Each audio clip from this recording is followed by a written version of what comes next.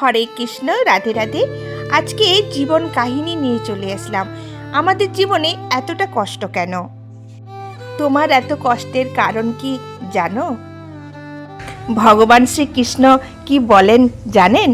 সব কষ্টের কারণ মানুষ হয় না। কিছু কষ্ট আসে তোমার অতিরিক্ত আশা থেকে। তুমি যত বেশি আশা করবে তত বেশি তুমি ভেঙে পড়বে।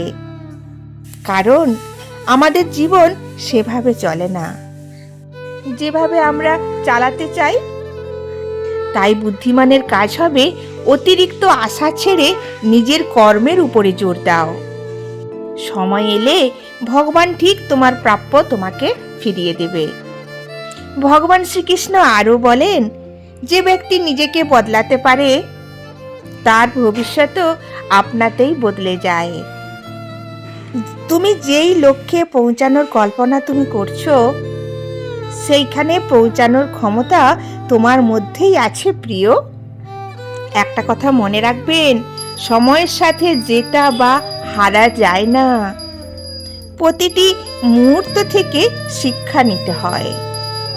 ভগবান শ্রীকৃষ্ণ বলেন, সফলতার প্রথম ধাপ হলো আত্মবিশ্বাস। যে নিজের উপর বিশ্বাস রেখে এগিয়ে যায় সেই জীবনে সফলতা অর্জন করতে পারে।